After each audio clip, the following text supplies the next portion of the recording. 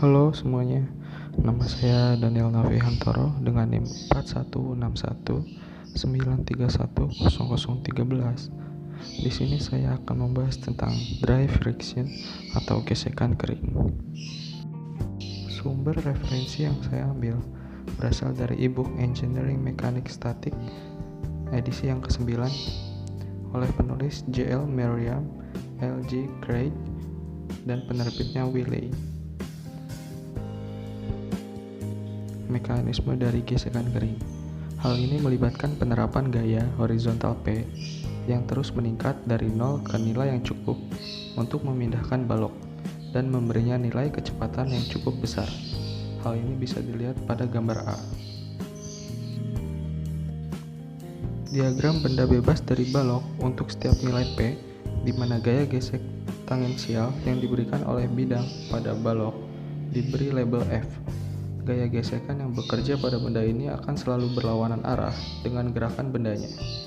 Selain itu, gaya normal N yang sama dengan mg dan gaya total R yang diberikan oleh permukaan benda adalah resultan dari N dan F yang bisa dilihat pada gambar B.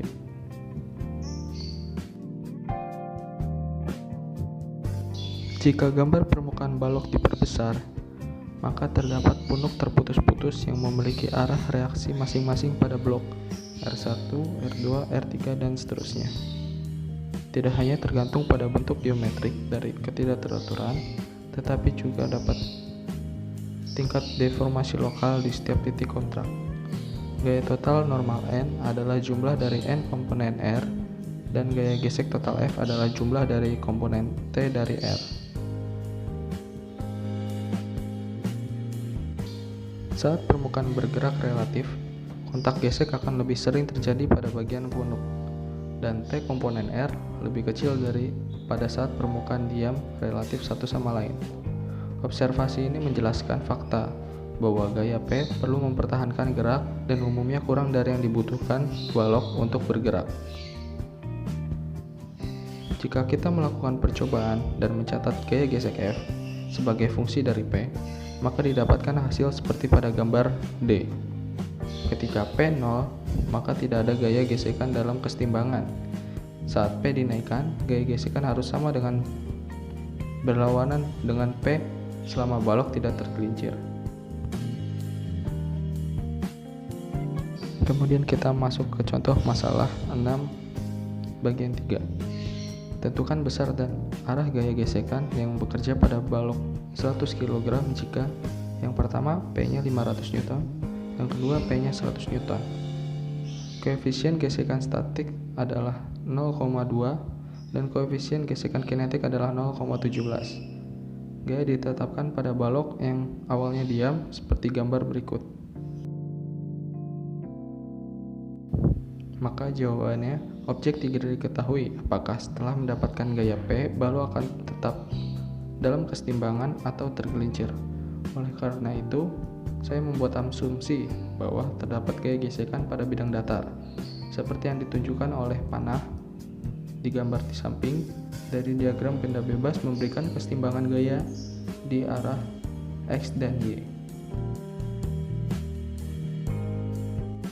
Maka didapatkan dua persamaan, yaitu sigma fx sama dengan 0, P cos 20 derajat ditambah F min 981 sin 20 derajat sama dengan 0, dan sigma fy sama dengan 0, N dikurang P sin 20 derajat dikurang 981 cos 20 derajat sama dengan 0. Untuk kondisi yang pertama dengan P 500 N, maka didapatkan F sebesar negatif 134,3 N. Tanda negatif memberitahu kita bahwa jika balok berada dalam kesetimbangan, berarti gesekan gaya yang bekerja padanya adalah dalam arah yang berlawanan dengan yang diasumsikan, dan oleh karena itu turun ke bidang seperti yang ditunjukkan oleh panah putus-putus. Kita tidak bisa mencapai kesimpulan tentang besarnya F sampai kami tahu bahwa permukaannya mampu menopang gaya gesek 134,3 N. Ini dapat dilakukan dengan cara mensubstitusi P 500 N ke dalam persamaan kedua, di mana N 1981 93 Newton. Gaya gesekan statik maksimum yang dapat ditopang oleh permukaan adalah F maksimum sama dengan mu s Newton. F maksimum sama dengan 0,20 dikali 1093 sama dengan 219 Newton. Karena gaya ini lebih besar dari yang dibutuhkan untuk kesetimbangan, kami menyimpulkan bahwa asumsi kesetimbangan benar. Jawabannya adalah F 134,3 Newton menuruni bidang. Kemudian untuk kondisi kedua dengan P 100 Newton, maka F sama dengan 242 Newton dan N-nya 956 Newton. Tetapi gaya gesekan statis maksimum yang mungkin adalah F maksimum mu Sn F maksimum sama dengan 0,2 dikali 956 sama dengan 191,2 Newton. Oleh karena itu, gesekan 242 Newton tidak dapat didukung, sehingga kesetimbangan tidak mungkin ada. Dan kita mendapatkan nilai gaya gesekan yang benar dengan menggunakan koefisien kinetik gesekan yang menyertai gerakan turun dari bidang. Oleh karena itu, jawabannya adalah Fk sama dengan mu Kn, di mana F sama dengan 0,17 dikali 956 sama dengan 162,5 Newton di atas bidang. Kemudian ada contoh lain, yaitu balok teratas disambung dengan kawat ke tumpuan tetap. Tentukan harga maksimum P sebelum terjadi slip, di mana balok paling atas yang terikat kawat memiliki massa 30 kg, di bawahnya balok dengan massa 50 kg, dan yang paling bawah balok dengan massa 40 kg.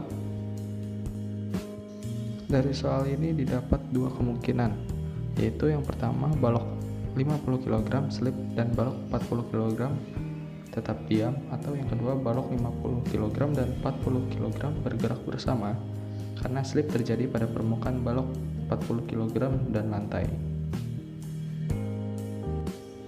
Dapat kita lihat seperti perhitungan di bawah ini. Sigma Fy sama dengan 0.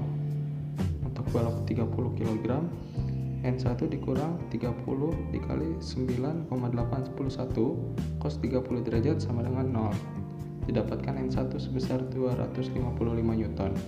Untuk balok 50 kg, N2 dikurang 50 kali 9,811 cos 30 derajat dikurang 225 sama dengan 0. Didapatkan N2 sebesar 680 Newton.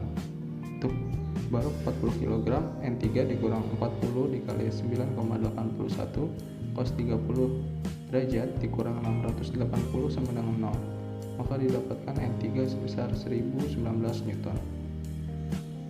Asumsikan hanya balok 50 kg yang slip atau cenderung turun, di mana F max min mikronewton, di mana F1 dikurang 0,30 dikali 255 dikurang 76,5 Newton. F2 dikurang 0,40 dikali 680 dikurang 272 Newton. Jadi sigma Fx min 0, P dikurang 76,5 dikurang 272 ditambah 50 dikali 9,81 sin 30 derajat min 0. P sama dengan 103,1 Newton. Maka kita bisa cek asumsi ini benar atau tidak untuk balok 40 kg dengan F2 sama dengan 272 Newton. Maka sigma Fx sama dengan 0, di mana 272 plus 40 dikali 9,81 sin 30 derajat dikurang F3 sama dengan 0. Maka F3 yang didapat adalah 468 Newton. Harga maksimum gaya gesekan F3 sama dengan mu s N3 sama dengan 0,45 dikali 1019 dengan hasil 458 Newton. Jadi gaya 468 Newton tidak dapat ditahan, jadi asumsi salah. Maka kesimpulannya, slip terjadi di antara balok 40 kg dan lantai dengan F3 sama dengan 459 Newton. Kesetimbangan balok 40 kg yaitu sigma Fx sama dengan 0, di mana F2 ditambah 40 dikali 9,81 sin 30 derajat dikurang 459 sama dengan 0, dengan F2 sama dengan 263 Newton. Kesetimbangan balok 50 kg yaitu sigma Fx sama dengan 0, ditambah 50 dikali 9,81 sin 30 derajat dikurang 263 dikurang 76,5 sama dengan 0 dengan P yaitu 93,8 Newton. Maka balok 40 kg dan 50 kg cenderung bergerak sebagai satu kesatuan. Menurut saya, dry friction sangat sesuai dengan teknik industri. Hal ini karena gesekan kering sering kita jumpai dalam kehidupan sehari-hari. Dengan adanya konsep gesekan kering, kita dapat menghitung seberapa besar gaya yang diperlukan untuk membuat benda bergerak tanpa adanya pelumas ataupun batas maksimal agar benda tersebut tetap diam. Dalam contoh kehidupan sehari-hari, ada pada gesekan antara aspal dan ban mobil yang terparkir di jalan yang miring. P harus dalam keseimbangan agar mobil tidak bergerak atau tergelincir. Demikian materi yang dapat saya paparkan, kurang lebihnya mohon maaf, dan semoga apa yang saya paparkan dapat bermanfaat bagi para penonton semua. Terima kasih dan sampai jumpa lagi.